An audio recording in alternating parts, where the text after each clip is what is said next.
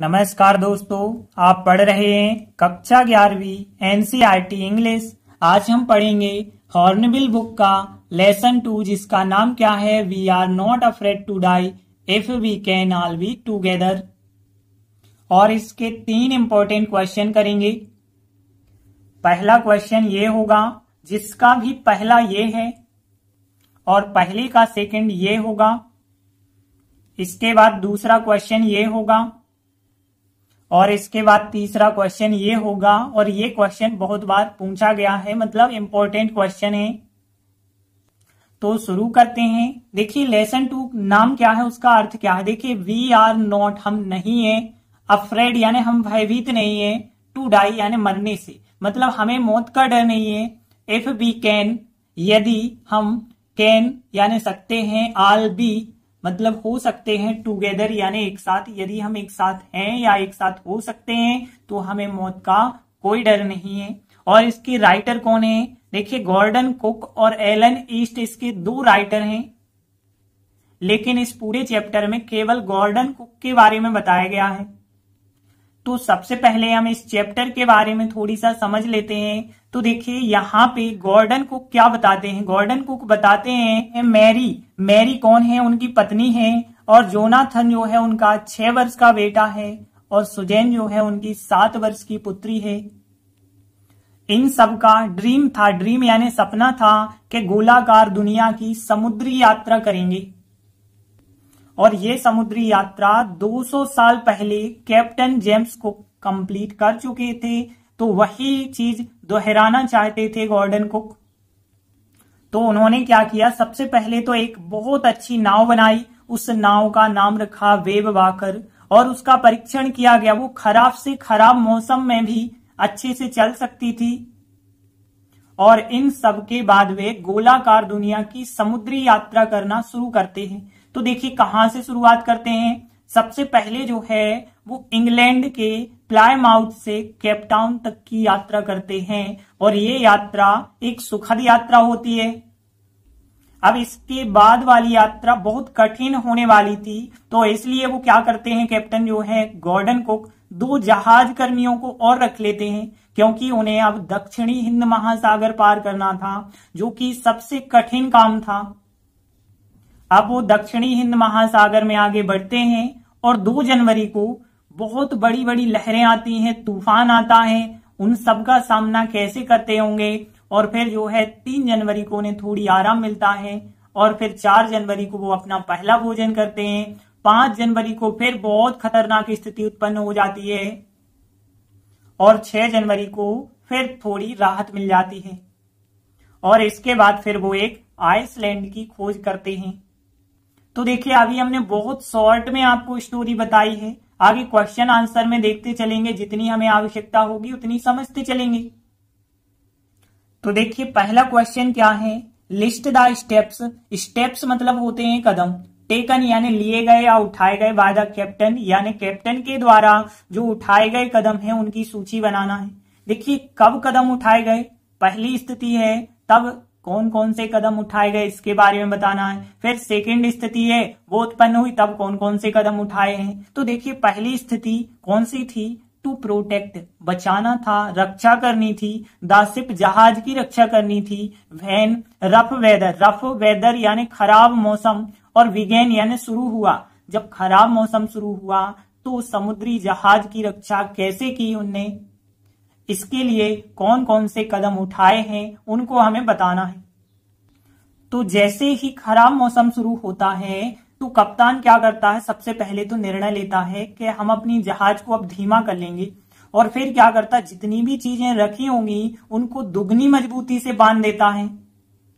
और फिर वो क्या करते हैं, लाइफ राफ्ट ड्रिल का प्रयोग करते हैं। अब ये क्या होती है, देखिए हवा भरी हुई ट्यूब आपने देखी होगी ना, तो वैसे ही जो है हवा भरी हुई एक छोटी सी नाव होती है, उसे कहा जाता है लाइफ राफ्ट ड्रिल। वो उसका प्रयोग कर लेते हैं, मतलब उन्हें लगने लगा कि यदि हमारी नाव मतलब जो शिप है डूब जाएगी तो फिर हम जो है इस लाइफ राफ्ट ड्रिल पर आ जाएंगे, फिर कम से कम बच तो सकते हैं।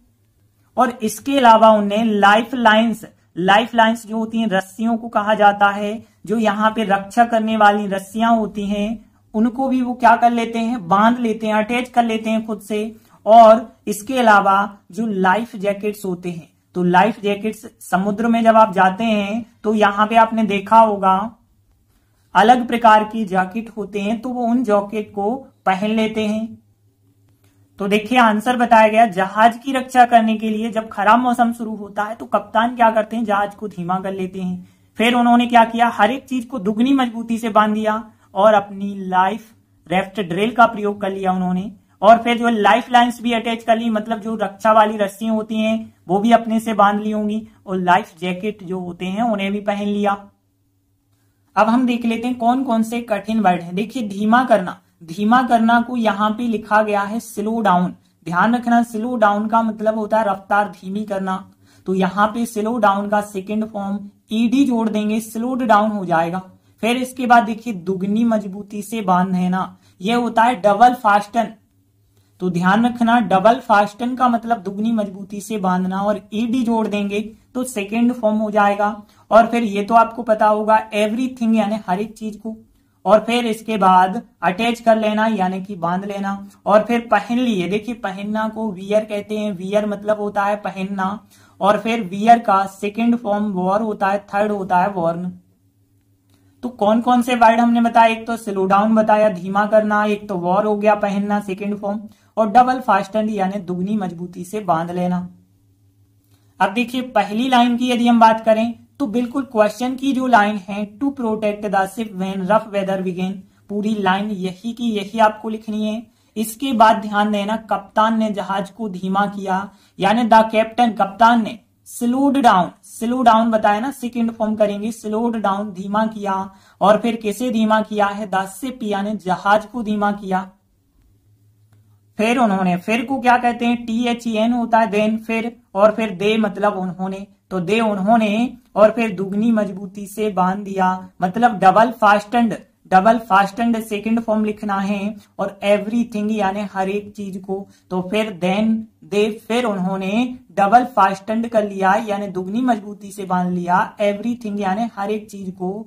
एंड, और फिर क्या किया, एंड यूज्ड, और प्रयोग कर लिया, किसी भी चीज का प्रयोग करना होता है यूज्ड, एंड यूज्ड कर लिया। और फिर दियर मतलब अपनी, और फिर लाइफ रेफ्ट ड्रिल का प्रयोग कर लिया। अब यहाँ दियर क्यों लिखा है, क्योंकि एक व्यक्ति अकेला थोड़ी है जिसकी अलग लाइफ लेफ्ट ड्रिल होती हो, सबकी इकट्ठी थी। तो इस प्रकार से हम लिखेंगे दियर लाइफ रेफ्ट ड्रिल हो जाएगा। तो एंड यूज्ड और प्रयोग कर लिया दियर लाइफ रेफ्ट ड्रिल। आगे देखिए उन्होंने लाइफ लाइंस भी अटैच कर ली, उन्होंने यानी दे हो जाएगा। और आल्सो होता है भी के लिए, आल्सो अटैच कर ली, इंग्लिश वर्ड लिखा है तो अटैच ही होगा, लेकिन सेकंड फॉर्म अटैच्ड हो जाएगा, आल्सो अटैच्ड हो जाएगा। लेकिन और फिर क्या अटैच किया है, लाइफ लाइन्स अटैच किए हैं, तो दे उन्होंने also attached life lines. And, और फिर क्या किया, एंड वियर का हमने बताया था सेकंड फॉर्म वॉर यानी पहन लिए, लाइफ जैकेट्स पहन लिए, तो एंड वॉर और पहन लिए लाइफ जैकेट्स पहन लिए। एक बार पूरा आंसर रिपीट कर लेते हैं। देखिए पहली लाइन तो क्वेश्चन की है, to protect the ship when rough weather begin, फिर the captain slowed down the ship, और देन दे, फिर उन्होंने डबल फास्टन किया एवरीथिंग हर एक चीज को, एंड यूज्ड किया दियर लाइफ लेफ्ट ड्रिल का यूज किया, और दे उन्होंने also attached life lines and wore life jackets. तो इस प्रकार से हमारा आंसर बन जाएगा। ये ज्यादा कठिन नहीं, बस 2-3 लाइनें हैं, आराम से आप बना सकते हैं। फिर अगला सेकंड देखिए, टू चेक। देखिए चेक का मतलब है यहाँ पे रोकना। द फ्लोडिंग, फ्लोडिंग यानी बाढ़, ऑफ वाटर पानी की बाढ़, तो पानी की बाढ़ आ जाती है शिप में, जहाज में पानी की बाढ़ आती है, तो उस बाढ़ को रोकने के लिए क्या करते हैं कप्तान, कौन कौन से कदम उठाते हैं उनके बारे में बताना है। तो सबसे पहले कप्तान क्या करते हैं, एक कैनवास लेते हैं, कैनवास बरसाती को कहा जाता है, तो वो एक बरसाती लेते हैं और उस बरसाती को फैला देते हैं, जहां जहां होल्स होंगे, छेद होंगे उनके ऊपर फैला देते हैं। और जब फैलाते हैं तो फिर जितने भी छेद थे उनके ऊपर एक वाटर प्रूफ हैच कवर बन जाता है। फिर वो एक इलेक्ट्रिक पंप लेते हैं और उस पंप को एक बाहर वाले पाइप के साथ कनेक्ट कर लेते हैं और उसको चालू कर देते हैं, जिससे अंदर का पानी बाहर जाने लगता है। तो देखिए आंसर बताया गया, जहाज में पानी की बाढ़ को रोकने के लिए कप्तान ने सबसे पहले तो एक कैनवास लिया और फिर छेदों के ऊपर से उसको मतलब कैनवास को फैला दिया और जहां जहां खुले छेद थे उनके ऊपर एक वाटर प्रूफ हैज कवर बना दिया, मतलब बरसाती फैलाई और जो भी चीजें होगी वहां पे लगा दी, तो हैज कवर बन गया, मतलब वहां से अब पानी नहीं आ पाएगा, वो वाटर प्रूफ जगह बन गई। फिर उसने क्या किया, एक आउटपुट पाइप था, मतलब एक बाहर जाने वाला पाइप था, उसके साथ एक इलेक्ट्रिक पंप को जोड़ दिया और फिर उस पंप को चालू कर दिया, तो जिस वजह से अंदर जो भरा हुआ पानी है वो बाहर जाने लगा।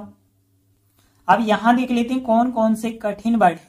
तो देखिए सबसे पहला वर्ड यहाँ फैला दिया, फैलाना, स्ट्रेच होता है, ध्यान रखना, यहाँ पे लिखा गया है स्ट्रेच, स्ट्रेच का मतलब होता है फैलाना। और फिर एक्रॉस, एक्रॉस का मतलब वैसे तो होता है के पार, लेकिन के ऊपर से लिखा गया है, एक्रॉस का मतलब के ऊपर से, और होल्स यानी होते हैं छेद, और गैपिंग होल्स मतलब खुले हुए छेद हो जाएगा, तो गैपिंग होल्स के ऊपर से एक्रॉस हो जाएगा।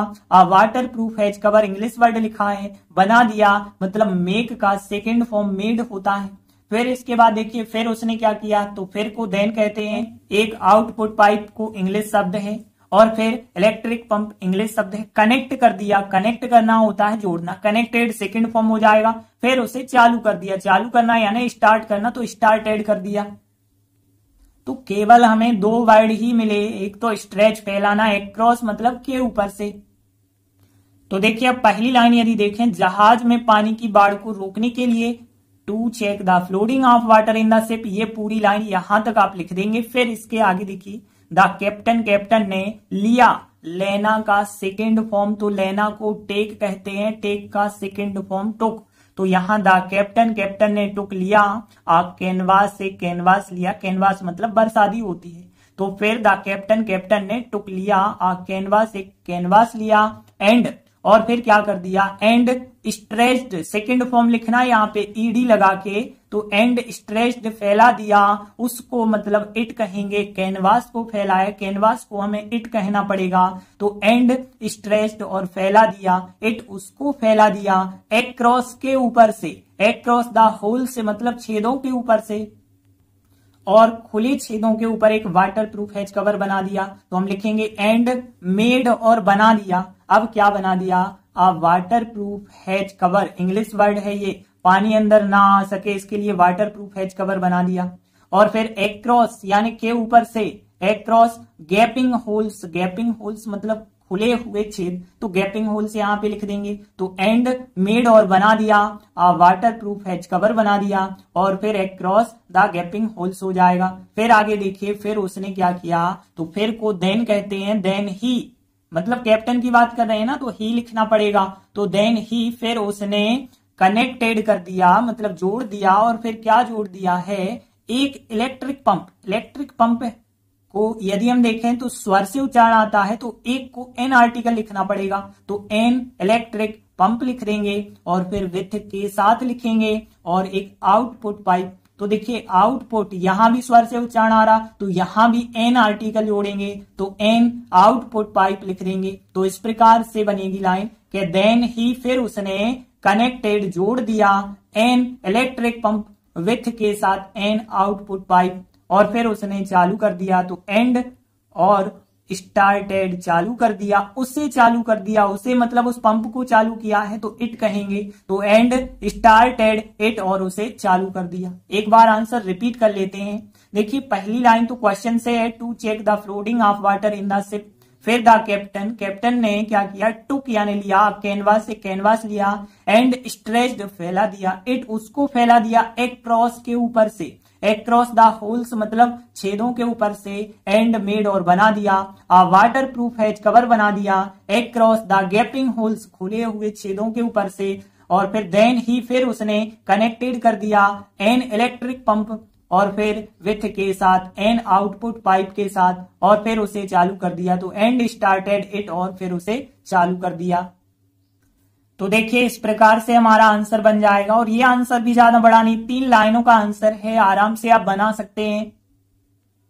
इसके बाद अगला सेकंड क्वेश्चन देखते हैं, describe the mental condition, mental condition का मतलब है मानसिक स्थिति ऑफ द वोएजर्स, अब वोएजर्स का मतलब होता है कि जो समुद्री यात्रा करते हैं उन यात्रियों को कहा जाता है वोएजर्स कहा जाता है। और फिर ऑन 4 एंड 5 जनवरी, तो 4 और 5 जनवरी को जो समुद्र की यात्री हैं, सीधी सी बात यात्री कह रहे हैं हम, तो यात्रियों की मानसिक दशा का हमें डिस्क्राइब करना है यानी वर्णन करना है। तो देखिए क्वेश्चन में क्या पूछा गया है, 4 और 5 जनवरी को यात्रियों की मानसिक स्थिति कैसी होती है उसका हमें वर्णन करना है। तो देखिए जब जहाज में पानी भर जाता है तो 4 जनवरी को सभी यात्री जो है पंप की सहायता से पानी को बाहर निकालते हैं और 36 घंटे लग जाते हैं पानी निकालने में। इसके बाद ही उन्हें जो है राहत महसूस होती है, क्योंकि पानी बिल्कुल लगभग निकल चुका था, थोड़ी बहुत बचा होगा, और फिर लगभग 2 दिन में उन्हें अपना पहला भोजन मिलता है। अब 5 तारीख की बात करें तो 5 तारीख को फिर खतरनाक स्थिति का सामना उन्हें करना पड़ता है, क्योंकि जो है रात में जो है समुद्र और खराब होते जा रहा था। एक तो वो ज्यादा तनाव में चल रहे थे और समुद्र और फिर खराब हो गया, तो इस प्रकार की मानसिक स्थिति का उन्हें सामना करना पड़ा। तो देखिए आंसर बताया गया 4 जनवरी को यात्रियों ने क्या किया, लगातार पंपिंग की। पंपिंग का मतलब पंप को चलाया और 36 घंटों के बाद राहत महसूस की। क्यों राहत महसूस की? क्योंकि पानी लगभग बाहर निकल चुका था। फिर उन्होंने लगभग 2 दिन में अपना पहला भोजन किया, मतलब खाया, और फिर जो है 5 जनवरी को फिर खतरनाक स्थिति का सामना करते हैं वो, क्योंकि समुद्र जो है रात्रि में खराब हो गया था और वे बड़े तनाव में थे, मतलब स्ट्रेस में थे। तो सबसे पहले हम कठिन मीनिंग देख लेते हैं। देखिए यहाँ पे आपको पता होगा फील का मतलब होता है महसूस करना, तो FEEL फील, फील का सेकेंड फॉर्म हम आपको बता रहे हैं। तो यहाँ महसूस करना को फील का सेकेंड फॉर्म फेल्ट होता है। अब राहत को रिलाइव्ड कहते हैं या रिलीफ कहते हैं, 2 वर्ड ध्यान रखना। यहाँ रिलाइव्ड लिखा गया, आप चाहें तो रिलीफ भी लिख सकते हैं।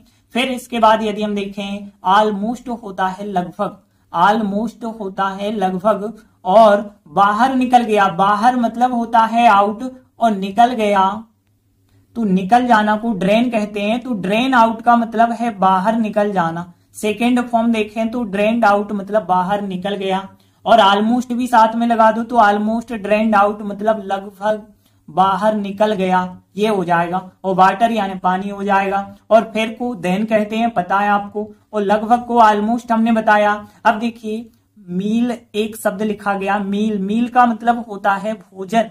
आपने सुना होगा मिड डे मील का नाम तो सुना होगा, मध्याह्न भोजन योजना। तो यहाँ पे मील का मतलब है भोजन, और फर्स्ट मील पहला भोजन, और दियर मतलब अपना, क्योंकि अब कोई एक व्यक्ति तो है नहीं, तो दियर फर्स्ट मील अपना पहला भोजन। और किया का मतलब है उन्हें खाया, और खाना को ईट कहते हैं, और ईट का सेकेंड फॉर्म एट होता है। फिर आगे देखिए 5 जनवरी को उन्हें डेंजरस सिचुएशन यानी एक खतरनाक स्थिति, डेंजरस सिचुएशन का सामना किया। सामना करना को फेस कहा जाता है। तो फेस आप ध्यान रखेंगे, फेस चेहरा को कहते हैं, सामना करना को भी कहते हैं, और फेस का सेकेंड फॉर्म होता है फेस्ड। और इसके बाद देखिए रात्रि के दौरान को ड्यूरिंग कहा जाता है। ड्यूरिंग मतलब होता है के दौरान। और फिर खराब हो गया, इसको लिखा गया है गेट वर्स। वर्स मतलब होता है खराब, और ज्यादा खराब कह सकते हैं। तो गेट लगा के लिखा गया, गेट वर्स मतलब खराब हो गया, लेकिन पास्ट सिंपल होगा तो सेकेंड फॉर्म गॉट वर्स हो जाएगा, मतलब खराब हो जाएगा। बड़े तनाव में थे, मतलब यहाँ पे ग्रेट स्ट्रेस, बड़े तनाव में थे। तो ग्रेट स्ट्रेस आपको पता ही होगा तनाव के लिए कहा जाता है। तो देखिए पहली लाइन यदि देखें 4 जनवरी को, तो ऑन लगा के ऑन 4 जनवरी लिख देंगे 4 जनवरी को। फिर जो यहाँ पे वोएजर्स हैं, मतलब जो यात्री हैं, ये लिखा गया द वोएजर्स, जो यात्री हैं। ऑन लगा के 4 जनवरी लिखा है, तो ऑन 4 जनवरी। और फिर द वोएजर्स जो यात्री हैं उनने फेल्ट मतलब महसूस की है, रिलाइव्ड यानी राहत महसूस की है। रिलाइव्ड यानी राहत, रिलीफ भी आप लिख सकते हैं। और आफ्टर मतलब के बाद, आफ्टर मतलब के बाद। और फिर 36 आवर्स मतलब 36 घंटों के बाद। के लिए क्या लिखना है? ऑफ लिखना है, ऑफ मतलब के। और फिर कंटिन्यूअस पंपिंग यानी लगातार पंपिंग हुई है, तो कंटिन्यूअस पंपिंग हो जाएगा। तो यहाँ पे ऑन 4 जनवरी। और फिर द वोएजर्स जो यात्री हैं उनकी बात कर रहे हैं, उन्होंने फेल्ट महसूस किया है, रिलाइव्ड राहत महसूस की, आफ्टर के बाद 36 आवर्स के बाद ऑफ कंटिन्यूअस पंपिंग। फिर आगे देखिए बिकॉज क्योंकि जो पानी है, द वाटर कह सकते हैं जो पानी है। अब देखिए ये वाक्य बनेगा पैसिव वॉइस, तो वाज लगा के थर्ड फॉर्म लिख देंगे तो ऑलमोस्ट ड्रेन्ड आउट हो जाएगा। यही सेकंड फॉर्म, यही थर्ड फॉर्म होता है। तो बिकॉज द वाटर क्योंकि जो पानी भरा हुआ था, वाज ऑलमोस्ट ड्रेन्ड आउट लगभग बाहर निकल चुका था। फिर उन्होंने, तो देन फिर दे मतलब उन्होंने, और फिर किया मतलब यहां खाया था, तो खाया मतलब ईट का सेकेंड फॉर्म एट लिखेंगे। और फिर दियर फर्स्ट मील अपना पहला भोजन किया। और फिर इन मतलब में हो जाएगा ऑलमोस्ट 2 डेज, लगभग 2 दिनों में, ऑलमोस्ट 2 डेज यानी लगभग 2 दिनों में। तो यहाँ पे because the water was almost drained out, और देन दे फिर उन्होंने एट किया, और दियर फर्स्ट मील अपना पहला भोजन किया इन ऑलमोस्ट 2 डेज लगभग 2 दिनों में। फिर आगे देखिए उन्होंने यानी दे हो जाएगा, और फिर सामना किया, किसी भी चीज का सामना करना जो होता है फेस होता है, तो फेस्ड सामना किया। और फिर आ डेंजरस सिचुएशन एक खतरनाक स्थिति का सामना किया, और ऑन लगा के 5 जनवरी यानी 5 जनवरी को। फिर आगे देखिए बिकॉज क्योंकि द सी यानी जो समुद्र था, बिकॉज द सी क्योंकि जो समुद्र था वो क्या हो गया था, खराब हो गया था, गॉट वर्स हो गया था। गॉट गेट का सेकेंड फॉर्म गॉट वर्स हो गया था ड्यूरिंग द नाइट मतलब रात्रि के दौरान, ड्यूरिंग द नाइट मतलब रात्रि के दौरान। तो बिकॉज द सी जो समुद्र था गॉट वर्स हो गया था ड्यूरिंग द नाइट रात्रि के दौरान। एंड दे और वे बड़े तनाव में थे, तो वाजवर में से वर्षा क्रिया लगाएंगे दे के साथ, तो एंड दे वर और वे थे अंडर मतलब में, और अंडर ग्रेट स्ट्रेस हमने बताया, तो अंडर आ ग्रेट स्ट्रेस लिख देंगे। And they were under a great stress. एक बार आंसर रिपीट कर लेते हैं।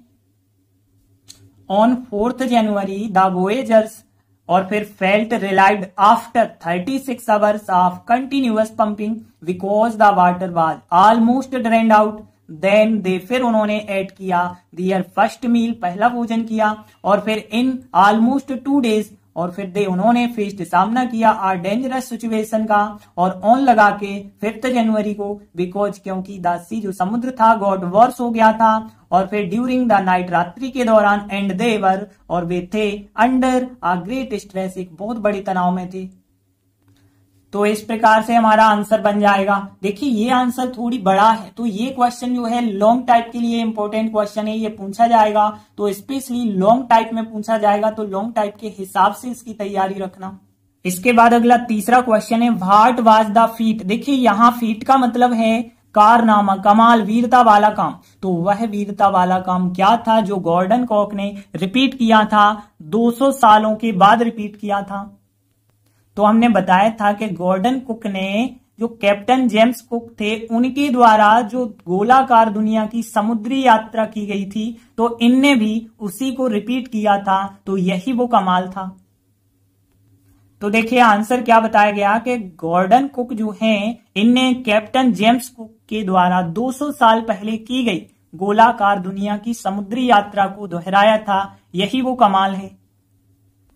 तो यहाँ पे हम देख लेते हैं कौन कौन से कठिन वर्ड है। सबसे पहले तो यहाँ पे ध्यान रखना, पहले के लिए लिखा गया है अर्लियर। तो अर्लियर देखिए, अर्ली यानी होता है जल्दी, और अर्लियर यानी उससे और जल्दी या उससे और पहले। तो अर्लियर अर्लीस्ट 3 डिग्रियां होती है ना, अर्लियर अर्लीस्ट। तो यहाँ पे अर्लियर लिखा गया है पहले। और की गई, देखिए की गई के लिए लिखा गया है यहाँ पे मेड। तो ध्यान रखना, मेड यानी की गई या फिर बनाई गई।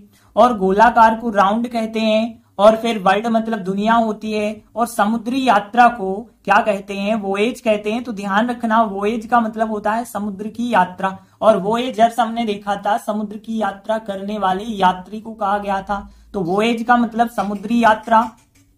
तो केवल 3 शब्द हमें ध्यान रखना, एक तो अर्लियर पहले के लिए लिखा गया, और मेड यानी की गई लिखा, और वोएज का मतलब समुद्री यात्रा को लिखा। अब देखिए हम आंसर बनाते हैं। तो देखिए गॉर्डन कुक ने, सबसे पहले गॉर्डन कुक लिखेंगे, फिर दोहराया मतलब रिपीटेड किया। देखिए गॉर्डन कुक ने रिपीटेड यानी दोहराया, इतना तो क्वेश्चन से हो गया। फिर समुद्री यात्रा को दोहराया। अब समुद्री यात्रा, और ये पूरा लिखना पड़ेगा कि गोलाकार दुनिया की समुद्री यात्रा को दोहराया। तो यहाँ पे लिखा गया है द राउंड द वर्ल्ड, और फिर वोएज लिखा गया है। देखिए की को यहाँ कुछ नहीं लिखा गया, सीधा सा बना दिया गया कि द राउंड गोलाकार और द वर्ल्ड मतलब दुनिया की और वोएज यानी समुद्री यात्रा को, जो कि मेरे 200 साल पहले की गई थी, मतलब 200 ईयर्स अर्लियर हो जाएगा। फिर वाई यानी के द्वारा की गई थी, फिर कैप्टन जेम्स कुक के द्वारा की गई थी। तो यहाँ पे आंसर क्या बन गया, फिर गॉर्डन कुक रिपीटेड दोहराया था उन्हें, और फिर the round the world voyage को दोहराया था, और फिर जो कि मेड की गई थी और 200 साल पहले यानी 200 ईयर्स अर्लियर, और वाई के द्वारा, फिर कैप्टन जेम्स कुक के द्वारा। तो देखिए बहुत सरल सा आंसर है, आराम से आप बना सकते हैं, और ये आंसर ज्यादा इंपॉर्टेंट है क्योंकि ये 2-3 बार आ चुका है। तो आज हमने 3 इंपॉर्टेंट क्वेश्चन सीखे, बाकी बचे क्वेश्चन आगे के वीडियो में सीखेंगे। तब तक के लिए धन्यवाद।